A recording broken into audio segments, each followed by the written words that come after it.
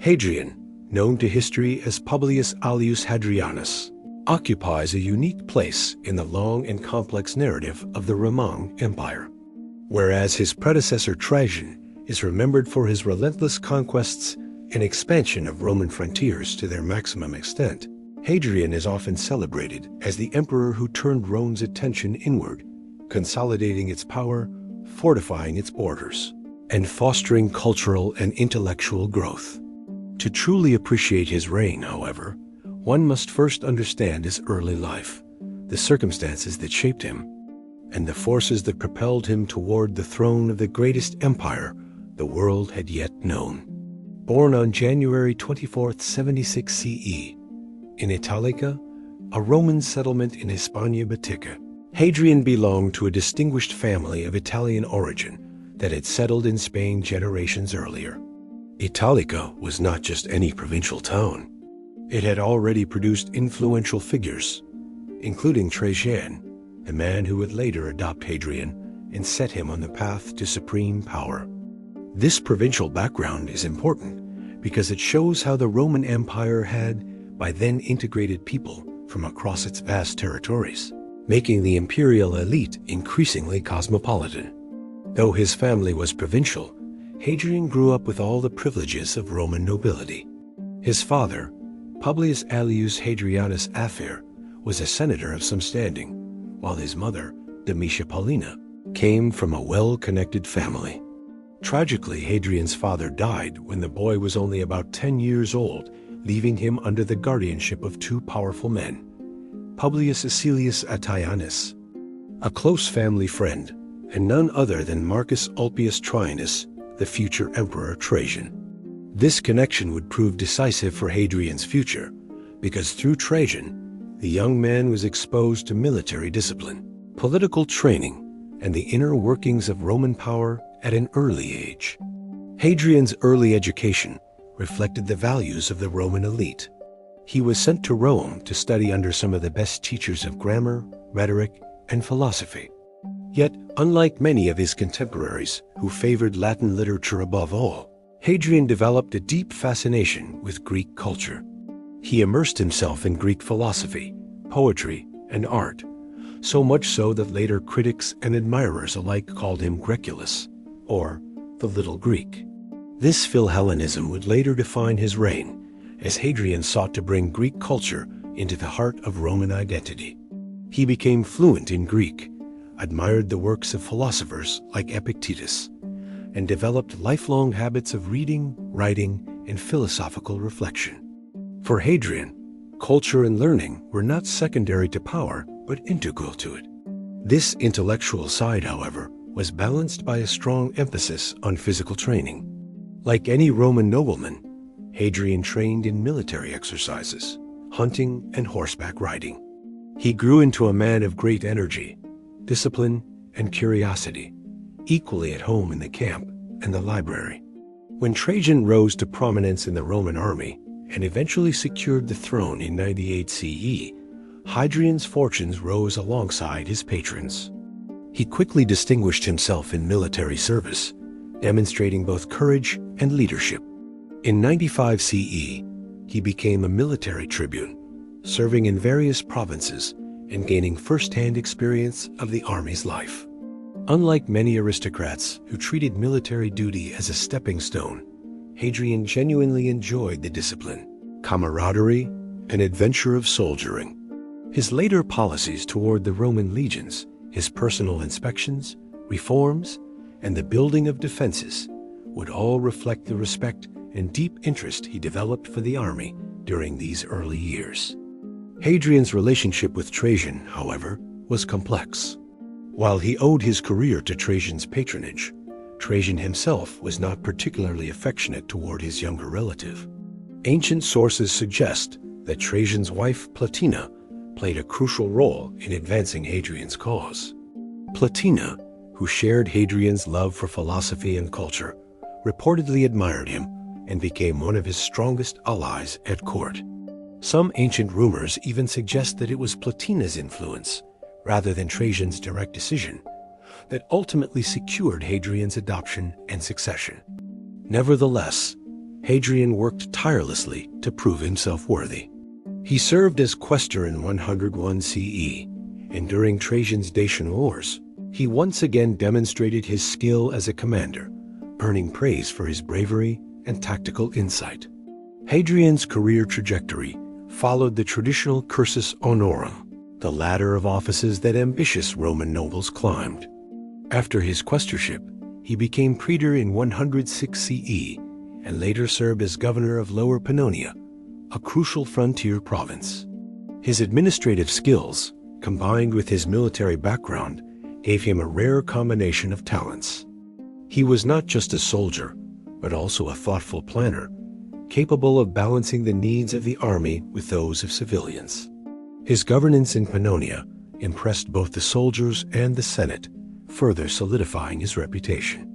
At the same time, Hadrian cultivated a network of friends, philosophers, artists, and intellectuals, establishing himself not just as a man of action, but as a man of thought. Hadrian's rise was not without setbacks. Roman politics in the imperial court were always treacherous, with rivalries, jealousies, and intrigues constantly threatening careers. At one point, Hadrian fell out of favor, and his advancement slowed. Yet his persistence, combined with the steady support of Plotina and his military credentials, allowed him to overcome obstacles. In 117 CE, when Trajan embarked on his ambitious campaign against Parthia, Hadrian was appointed to high command in the east. He once again proved his abilities, overseeing logistics and strategy during a difficult campaign. Although Trajan achieved initial successes, the Parthian campaign stretched Roman resources thin and created unrest in the provinces. During this time, Hadrian positioned himself as a stabilizing figure, someone capable of restoring order and maintaining discipline. Trajan's final years were marked by declining health. In August 117 CE, Trajan died in Cilicia while returning from the east. The circumstances of Hadrian's succession remain somewhat mysterious. Ancient sources disagree on whether Trajan formally adopted Hadrian before his death, or whether the adoption was arranged afterward by Plotina and Antinous. Whatever the truth, Hadrian was proclaimed emperor by the army in Antioch shortly after Trajan's death. His accession was met with general acceptance, though not without suspicion from certain senators who viewed him as too dependent on Plotina and Antinous. The fact that 4 prominent senators were executed early in Hadrian's reign suggests that his position was not entirely secure at first. Nonetheless, Hadrian acted decisively to consolidate his power. The early years of Hadrian's reign marked a sharp departure from the policies of Trajan. Whereas Trajan had pursued expansion, Hadrian almost immediately began to scale back. He withdrew Roman forces from Mesopotamia, recognizing that the region was too far, too costly, and too unstable to maintain. Instead, Hadrian focused on defending and fortifying the empire's borders. This decision earned him criticism from those who glorified conquest, but it also revealed his pragmatic approach to rule. Hadrian believed that Rome's greatness lay not in endless expansion, but in stability, order, and cultural flourishing. His vision for the empire was one of consolidation and endurance rather than reckless ambition. Hadrian's character in these early years already displayed the dualities that would define him as emperor. On the one hand, he was a soldier's emperor, constantly inspecting the frontiers, living with his troops, and paying attention to details of discipline and supply.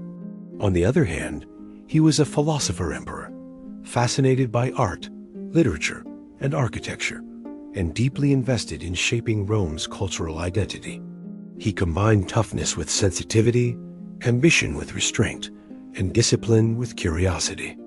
This complexity sometimes confused contemporaries and later historians, but it also made him one of the most intriguing rulers of the Roman world. Thus, Hadrian's journey from a provincial boy in Hispania to the supreme ruler of Rome was shaped by family connections, intellectual curiosity, military skill, and political maneuvering. He was not a man who simply inherited power. He worked for it, cultivated allies, endured setbacks, and adapted to circumstances.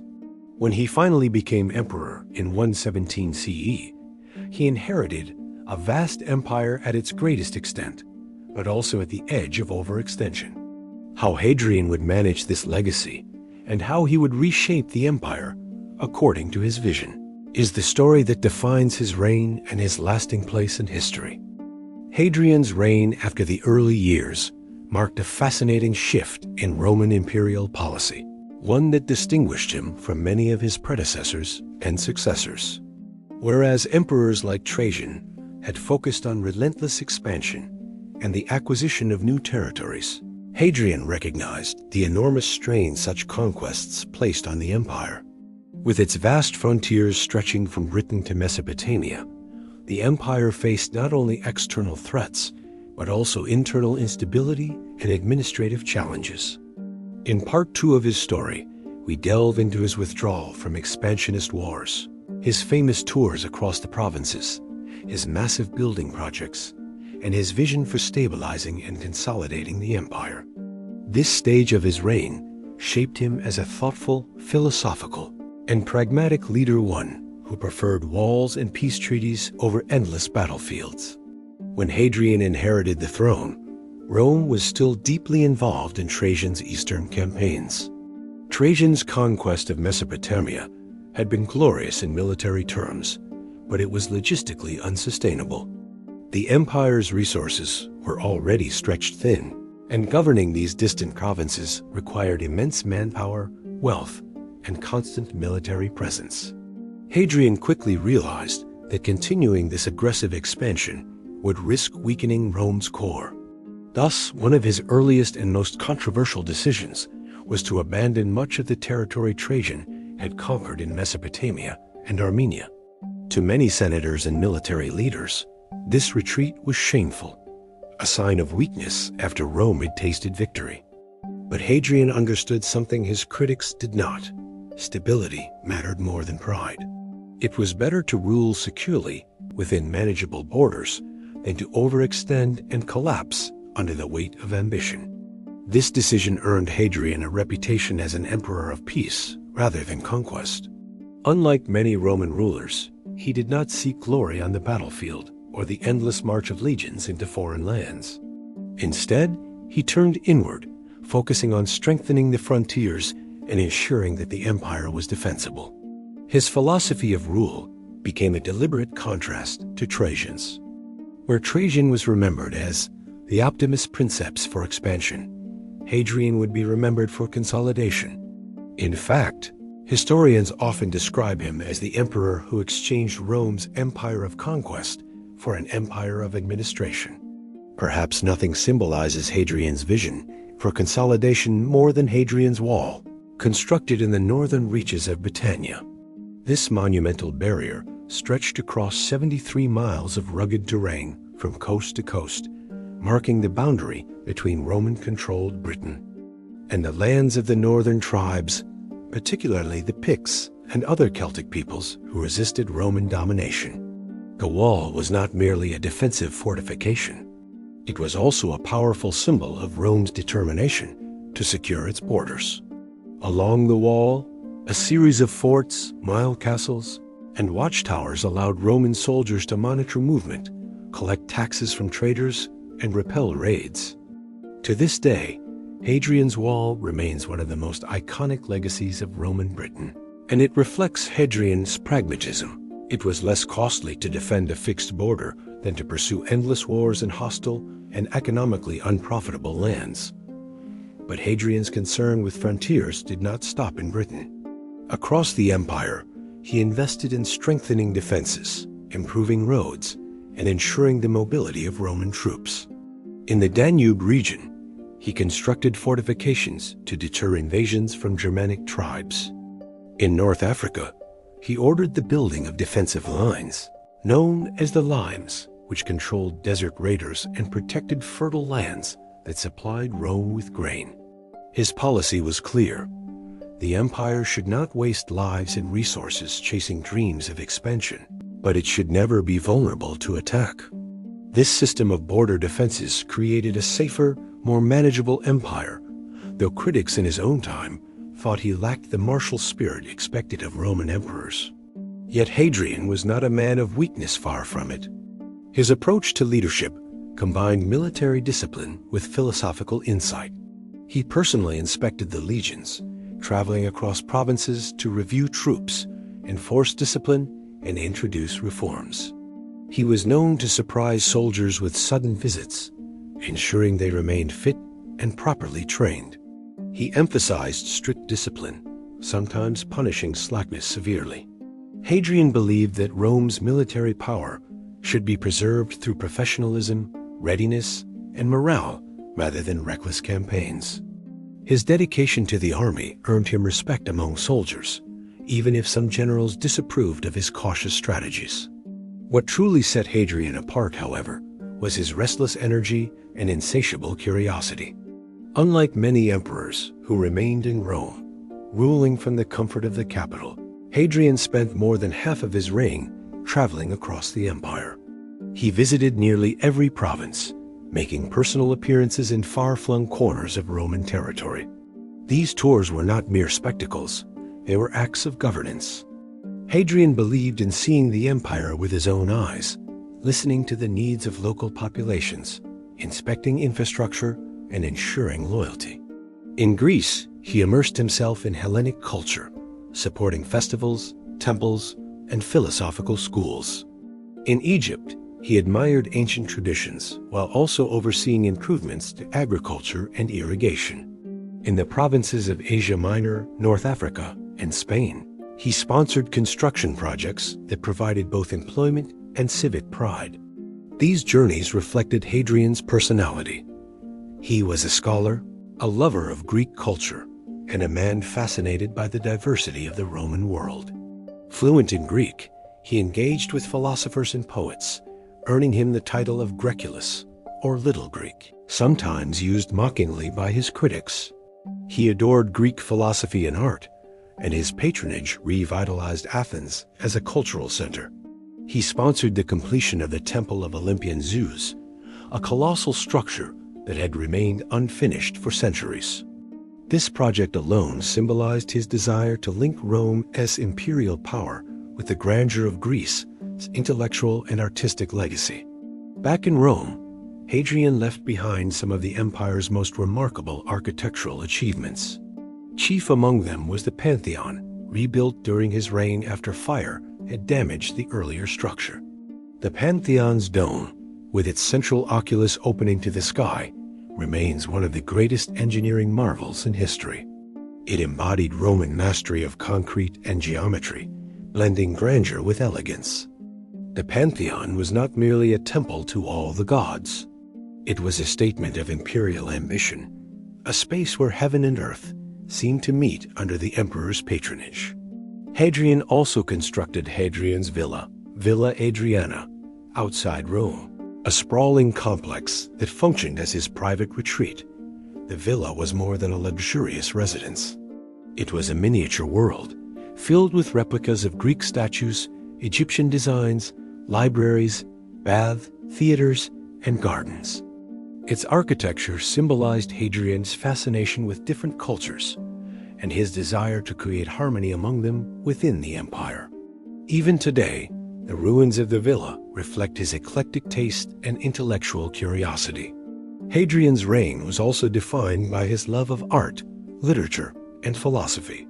He surrounded himself with scholars and thinkers, and he took a personal interest in writing poetry and exploring intellectual debates. Unlike emperors who valued brute power alone, Hadrian wanted to be remembered as a patron of wisdom. He embodied the ideal of the philosopher king, a ruler who combined governance with learning. His reign reflected the values of the Roman peace, Pax Romana, not in conquest, but in cultural flourishing. But his reign was not without challenges and controversies.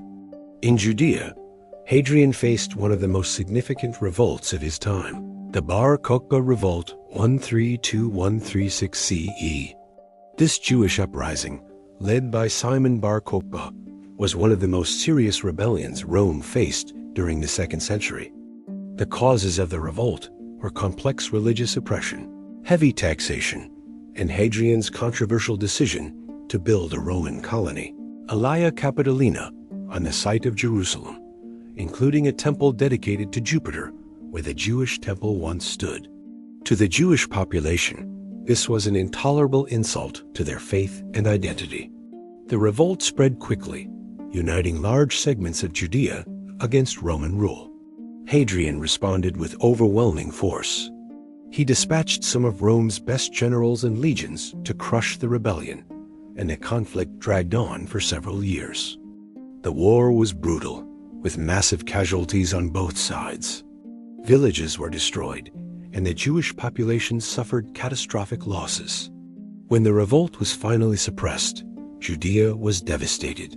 Hadrian enacted harsh measures. Many Jews were killed, enslaved, or displaced, and Jewish religious practices were heavily restricted. The province was renamed Syria Palestina in an attempt to erase Jewish identity from the region. This war left a lasting scar on Hadrian's reign, and while he achieved victory, it came at a terrible human cost.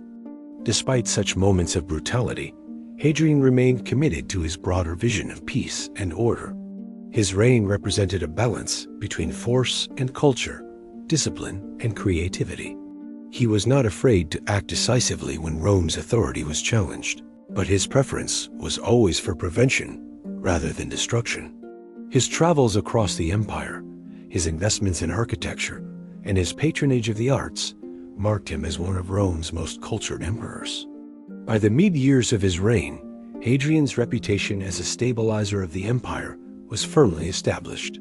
The Senate remained wary of him, partly because of his earlier executions of senators suspected of conspiracy, and partly because his intellectual, Greek-loving personality did not appeal to Rome's traditional aristocracy. But among the provinces, soldiers, and ordinary citizens, he was admired as a ruler who cared about the empire as a whole, not just the city of Rome. His decision to personally visit distant lands demonstrated a level of engagement no other emperor had attempted on such a scale. As Hadrian entered the later years of his rule, his health began to decline, and the question of succession loomed.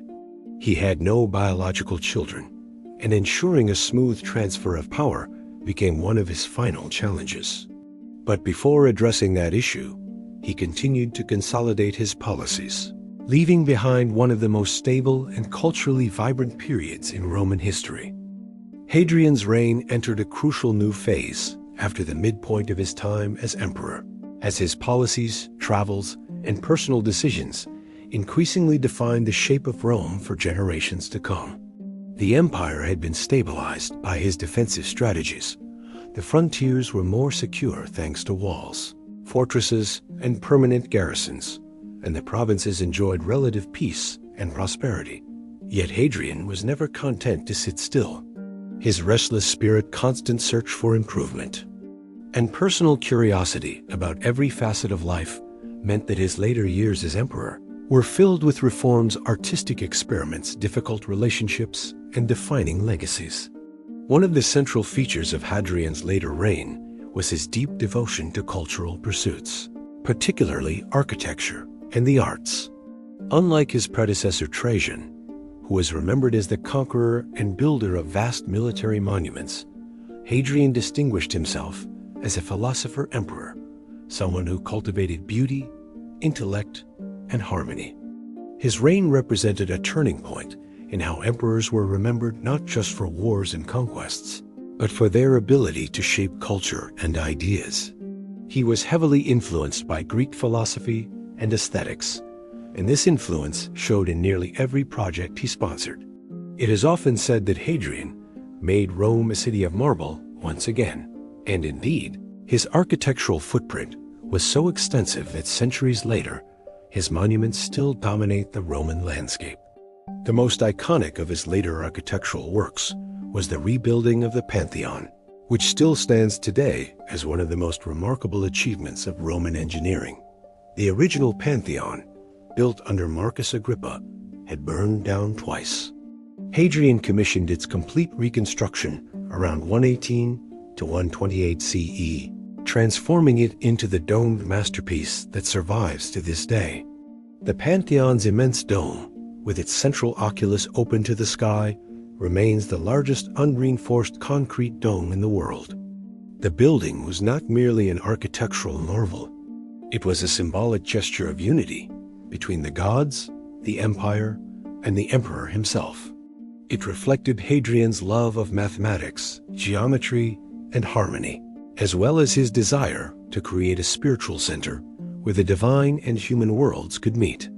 Another major project was Hadrian's villa at Tivoli, Villa Adriana, an expansive retreat outside Rome, covering over 250 acres. The villa was more like a miniature city than a residence. It contained libraries, baths, gardens, theaters, temples, and elaborate pools inspired by Hadrian's travels. Architectural elements from Greece, Egypt, and other provinces were blended into the villa's design, reflecting Hadrian's cosmopolitan tastes and his desire to bring the entire empire into harmony through architecture. For Hadrian, the villa was not just a luxurious getaway, but also an expression of his worldview. Physical space, where the beauty of different cultures could be preserved and celebrated. In addition to his architectural achievements, Hadrian continued to strengthen legal and administrative reforms. He appointed expert jurists to systematize Roman law, making it clearer, more accessible, and more uniform throughout the empire. These reforms helped reduce corruption, provided more rights for the governed, and standardized the process of justice across provinces. His creation of the Perpetual Edict, a codification of legal principles, was a key development in Roman jurisprudence and influenced later European law codes centuries after the fall of the empire. For Hadrian, good governance was as important as military security. He wanted the empire not just to be defended, but also to be administered fairly and efficiently. Hadrian also placed a strong emphasis on education and philosophy. He invited intellectuals, poets, and philosophers to his court, ensuring that Rome remained the cultural heart of the ancient world. His admiration for Greek philosophy, especially Stoicism and Epicureanism, shaped his thinking as emperor. He believed in moderation, balance, and rationality, values that aligned with his cautious and measured approach to ruling. Unlike rulers who sought constant expansion or lavish displays of power, Hadrian preferred to cultivate endurance, wisdom, and self-restraint, qualities that helped maintain stability across his vast dominion. However, Hadrian's reign was not without turmoil. The most devastating crisis came with the Bar Kokhba revolt 1321-36 CE in Judea. Earlier in his reign, Hadrian had visited Jerusalem and considered transforming it into a Roman colony, renaming it Aelia Capitolina. He also planned to build a temple to Jupiter on the ruins of the destroyed Jewish temple. These actions, combined with restrictions on Jewish religious practices such as circumcision, sparked a large-scale rebellion led by Simon Bar Kokhba. The revolt was fierce and prolonged, lasting nearly 4 years. Roman legions faced brutal guerrilla warfare in the hills of Judea, and Hadrian was forced to summon some of his best generals to crush the rebellion. The war was one of the bloodiest conflicts Rome ever fought. Entire cities and villages were destroyed. Countless Jews were killed or enslaved, and Judea was devastated beyond recovery. Hadrian's measures after the revolt were harsh. He banned Jews from entering Jerusalem, renamed the province Syria Palestina to erase its Jewish identity, and sought to permanently suppress Jewish religious life. While Hadrian's victory demonstrated his determination to maintain imperial authority, it also left a dark mark on his reign. The destruction of Judea and the suffering it caused would echo for centuries, shaping Jewish history profoundly. Despite the bloodshed in Judea, Hadrian's reign overall remained one of relative stability. He devoted much of his attention in his later years to consolidating the empire internally, maintaining peace across provinces, and investing in infrastructure. Roads, aqueducts, and public buildings were constructed or restored throughout the empire. ensuring that Rome's provinces remained well-connected and prosperous. Hadrian understood that Rome's greatness depended not only on conquest, but also on the prosperity of its cities and the loyalty of its subjects. Yet behind these public achievements, Hadrian's personal life grew increasingly troubled. His health began to decline as he entered old age, and he suffered from recurring illnesses that left him in constant pain. His temperament, once admired for being calm and rational, grew more irritable and unpredictable. Friends, allies, and even family members sometimes fell out of his favor, and Hadrian's tendency toward suspicion made him a difficult figure to approach. This growing isolation was intensified by his grief over the loss of Antinous, the young Greek companion with whom Hadrian shared a deep personal bond. Antinous' death in 130 CE, while accompanying Hadrian on a journey along the Nile, left the emperor devastated. The circumstances of his death remain mysterious. Some accounts suggest it was an accident. Others hint at ritual sacrifice.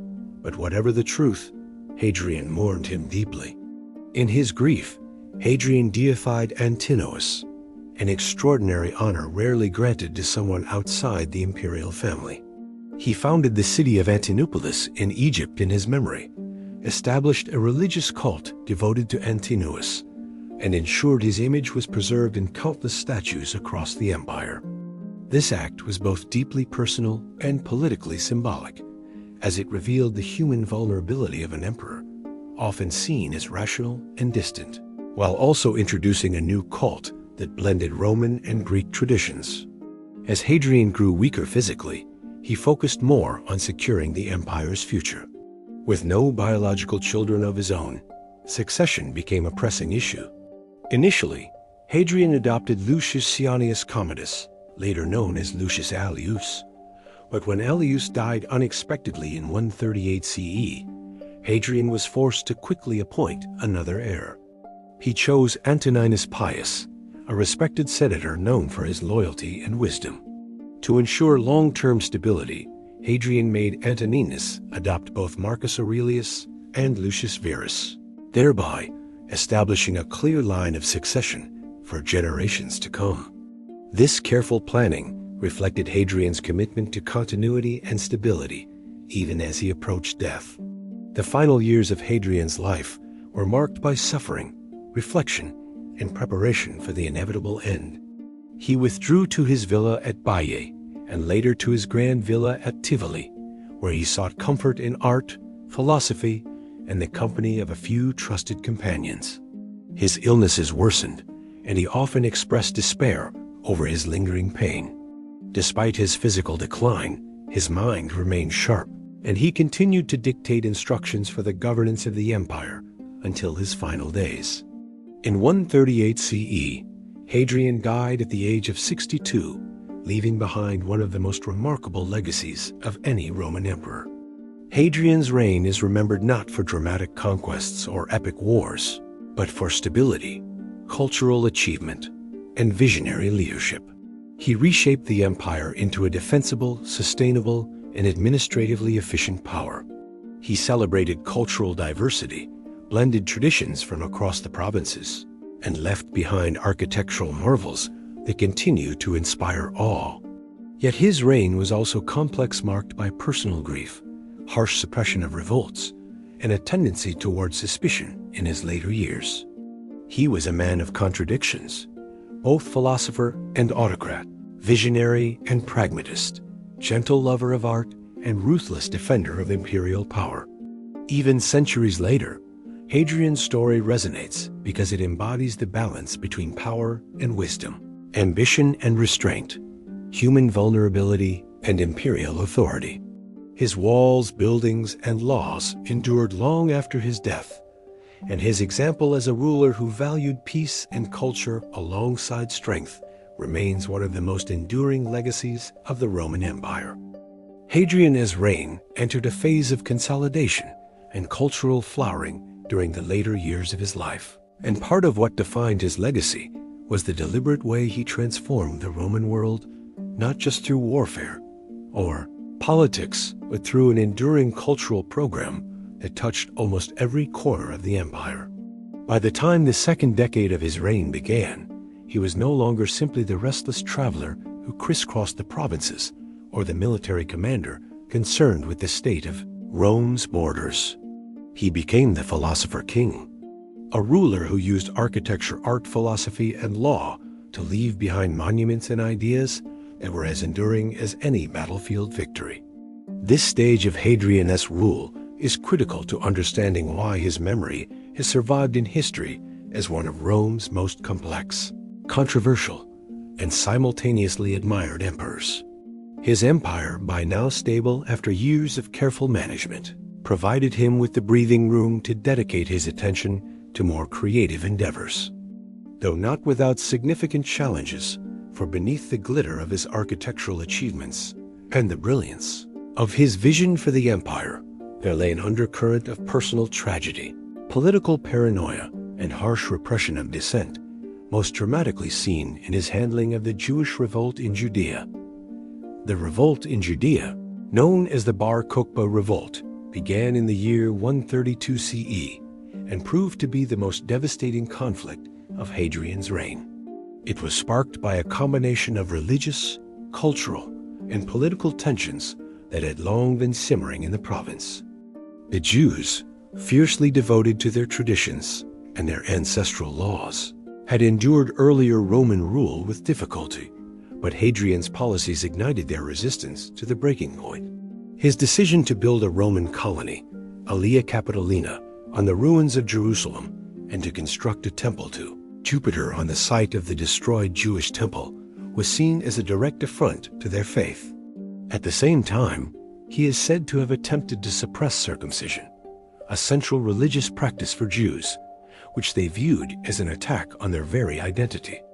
These policies, whether driven by Hadrian's desire to impose uniform Roman culture or to punish Judea for its earlier defiance, culminated in a full-scale rebellion under the charismatic Jewish leader Simon Bar Kokhba, whom many hailed as the Messiah.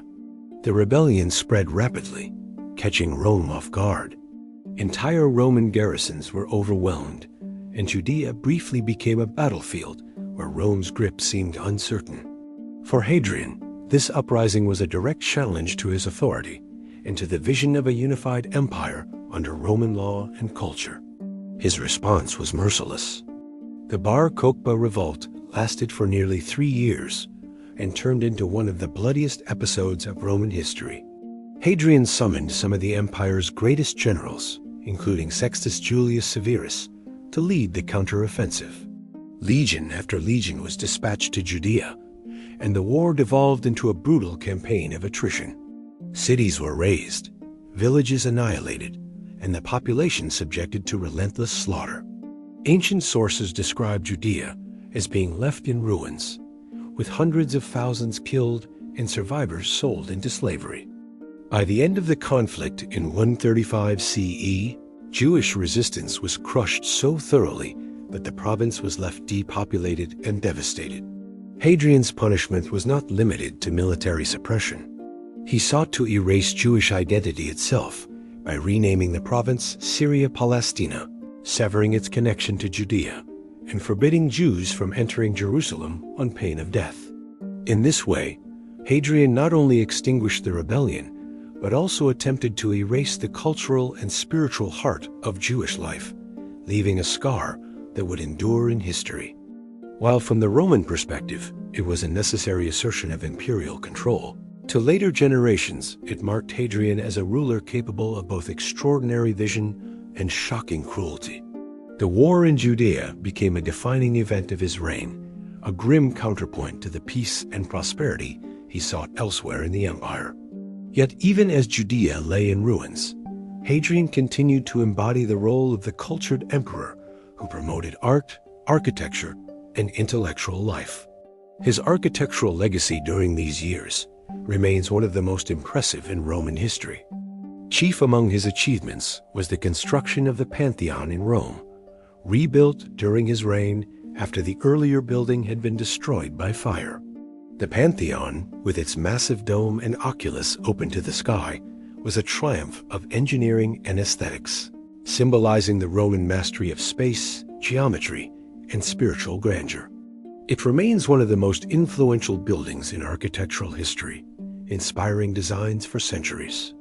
Another of his grand projects was the Temple of Venus. And Roma, one of the largest temples ever built in the Roman world, designed, it is said, by Hadrian himself.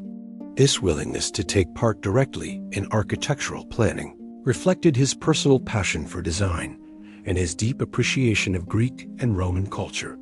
But perhaps the most iconic of his building works outside Rome was Hadrian's Villa at Tivoli, a sprawling complex that served as his retreat from the city.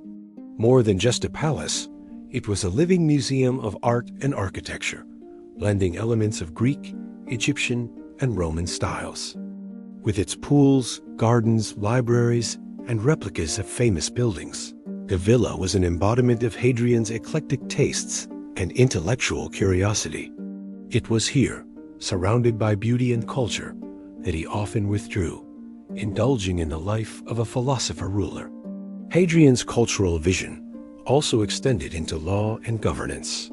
He undertook reforms of the Roman legal system, commissioning the Juris Salvius Julianus to codify and revise the edicts of the praetors, which had long served as the flexible but sometimes chaotic foundation of Roman law. This codification, known as the Edictum Perpetuum, provided greater clarity and consistency in the application of law across the empire, and became a cornerstone of later Roman jurisprudence. His legal reforms demonstrated his concern not only for the grandeur of architecture, but also for the stability and fairness of administration, cementing his role as a ruler who shaped both the physical and institutional structures of Rome. But amid these achievements, Hadrian's personal life took on increasing prominence in shaping his image and legacy, particularly through his relationship with Antinous, a young Greek from Bithynia. The love between Hadrian and Antinous has fascinated historians for centuries, not only because of its depth, but also because of the way Hadrian immortalized it after tragedy struck. Antinous accompanied Hadrian on his travels, and their bond was evident to all. In 130 CE, during a journey along the Nile in Egypt, Antinous drowned under mysterious circumstances, perhaps by accident, though some suggested it was ritual sacrifice or even suicide. Whatever the cause, Hadrian was devastated. His grief transformed into a remarkable act of commemoration. He deified Antinous, establishing his cult across the empire, founding the city of Antinopolis in Egypt in his memory, and commissioning countless statues and images of him that idealized his beauty in the style of Greek gods. This elevation of Antinous was extraordinary, as few private individuals were ever granted such divine honors, and it reflected both Hadrian's personal devotion and his ability to integrate his emotions into imperial culture. The cult of Antinous spread widely, blending Greek traditions of hero cults with Roman religious practices, and his image became one of the most reproduced in ancient art. For Hadrian, the loss of Antinous marked a turning point, as his later years seemed increasingly marked by melancholy, withdrawal, and an obsession with legacy. As the emperor aged, his health began to decline, and he became more suspicious and reclusive. His paranoia about plots and disloyalty grew, leading to purges and executions among those close to him.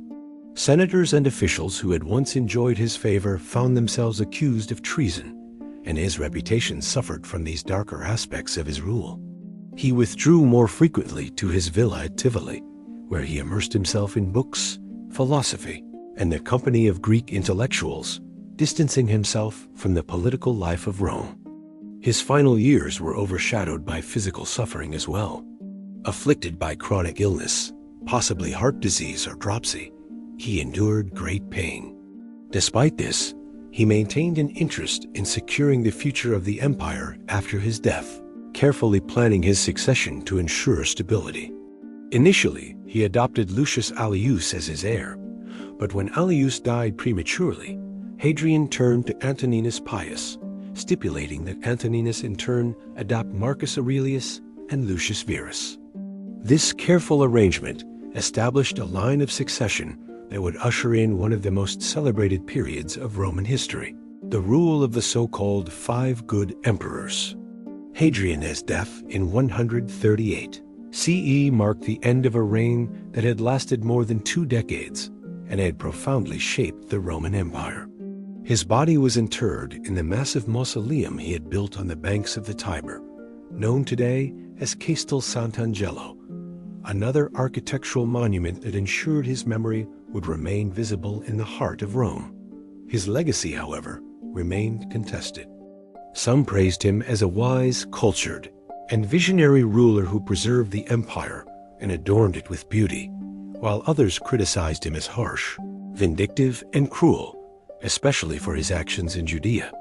But in the centuries that followed, Hadrian's reign was remembered as a pivotal moment in Rome's history, a time when the empire ceased its endless conquests and turned inward to strengthen itself, consolidate its borders, and express its grandeur through culture rather than expansion. In this way, Part 4 of Hadrian's story captures the duality of his rule. A man who could crush a people with unprecedented brutality, yet also create temples, villas, and laws that became lasting symbols of Roman achievement. He was both destroyer and builder, philosopher and tyrant, lover and mourner, leaving behind a legacy as complex and enduring as the empire he sought to define. Hadrian's later years were marked by a complex combination of administrative diligence, architectural ambition, personal suffering, and an enduring desire to shape the Roman Empire in a way that would secure its longevity. By the time he entered the final decade of his reign, the emperor had already achieved remarkable stability for Rome, leaving behind a legacy of consolidation, cultural flourishing, and defensive strength.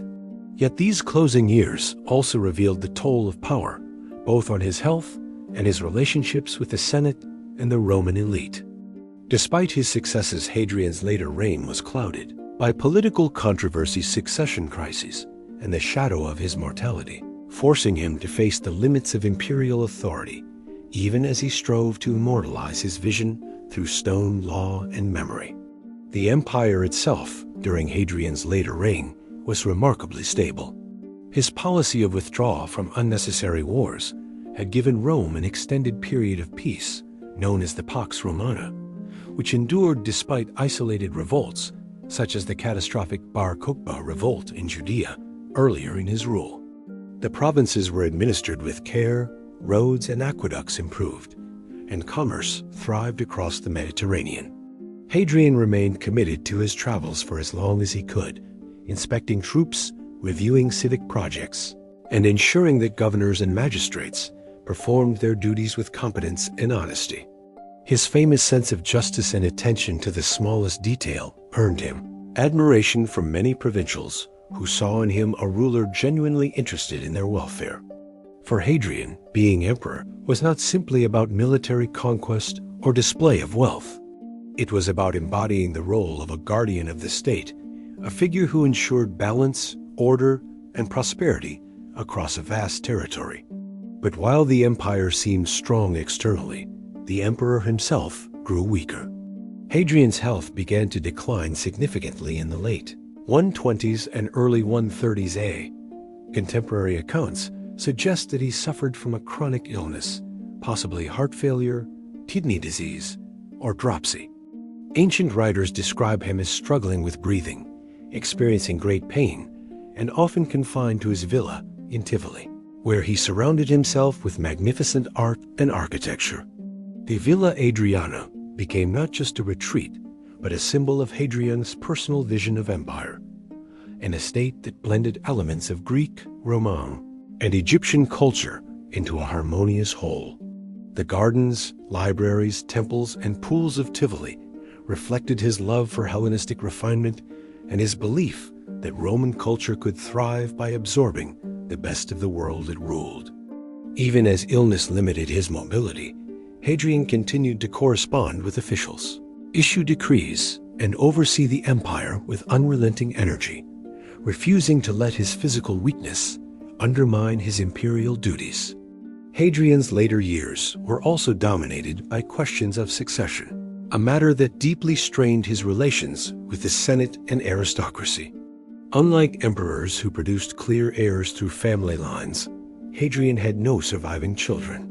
His efforts to adopt suitable successors were fraught with controversy and personal tragedy.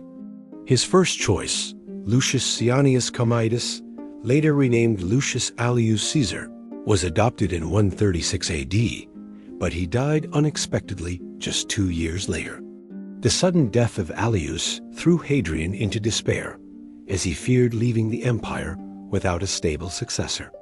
The Senate grew uneasy, frustrated by Hadrian's increasingly autocratic tendencies and uncertain about who would inherit the throne. The emperor's illness only heightened tensions, as rivals maneuvered for influence, while Hadrian desperately sought a solution. In 138 AD, Hadrian made his most consequential decision. He adopted Antoninus Pius as his successor, but with an unusual condition. Antoninus was required to, in turn, adopt Marcus Aurelius and Lucius Verus as his heirs, creating a chain of succession that would ensure Rome's stability for decades. This act of foresight, despite the political struggles surrounding it, proved to be one of Hadrian's greatest legacies. By choosing Antoninus, a man known for his moderation, loyalty, and integrity, Hadrian guaranteed that his policies of consolidation and peace would be continued. The adoption of Marcus Aurelius, who would later become one of Rome's most admired philosopher-emperors, also highlighted Hadrian's vision of intellectual and moral leadership guiding the empire. In this way, Hadrian ensured that the imperial system he had worked so hard to stabilize would endure long after his death.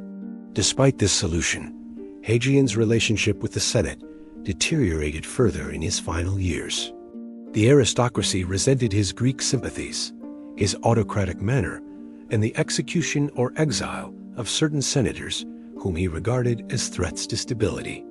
Hadrian, for his part, distrusted the Senate deeply, believing that many of its members plotted against him or sought to undermine his reforms. This mutual suspicion left him increasingly isolated, a ruler admired by the provinces, but alienated from Rome's political elite.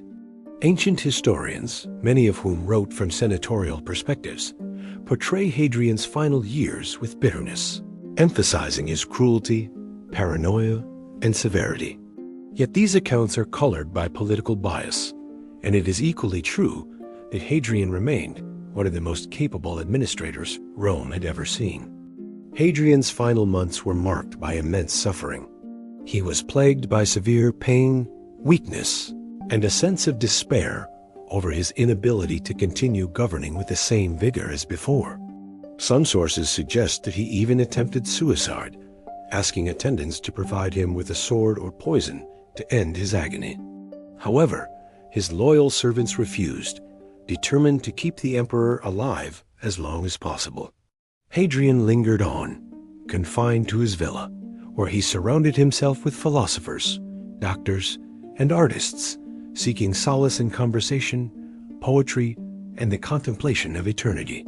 His famous poem addressed to his soul, Animula Vagula Blandula, Little Soul, wandering and gentle, captures the melancholy of his final days, a reflection on mortality and the uncertainty of what awaited him beyond death. These verses, simple yet haunting, have survived as one of the most personal testimonies ever left by a Roman emperor. On July 10, 138 AD, Hadrian died at the age of 62. His death closed a reign of more than 2 decades, one that had seen Rome consolidated, strengthened, and adorned with some of its most enduring monuments. Initially, the Senate resisted granting him divine honors, so deep was their resentment toward his autocratic policies. But Antoninus Pius, his chosen heir, insisted on his deification, securing for Hadrian a place among the gods of Rome. This act earned Antoninus his cognomen Pius, in recognition of his loyalty to his adoptive father. With this final gesture, Hadrian's memory was preserved not as a tyrant, but as a ruler whose vision of empire was both practical and transcendent. Hadrian's legacy is immense and multifaceted. Militarily, he transformed Rome's frontiers from zones of expansion into fortified boundaries, ensuring the empire's long-term stability. His famous wall in Britain, his fortifications in the east, and his emphasis on discipline in the legions gave Rome the tools to endure centuries of challenges. Culturally, Hadrian fostered a golden age of architecture and the arts, leaving behind monuments like the Pantheon, Villa Adriana, and the Temple of Venus and Rama. His love for Greek philosophy and culture elevated Rome's intellectual life, blending traditions into a cosmopolitan vision of empire. Administratively, his travels, legal reforms, and attention to justice ensured fair governance across vast provinces, giving subjects confidence in the emperor's commitment to their welfare. Spiritually, his patronage of diverse religious traditions and his philosophical reflections revealed a ruler deeply engaged with questions of meaning, identity, and the human condition. Yet Hadrian's legacy is not without contradictions. He could be harsh, suspicious, and autocratic, alienating the Senate and ruling with an iron will when he felt it necessary. The Bar Kokhba revolt in Judea, with its massive destruction and loss of life, remains one of the darkest episodes of his reign, a testament to the limits of imperial power and the devastating consequences of cultural suppression.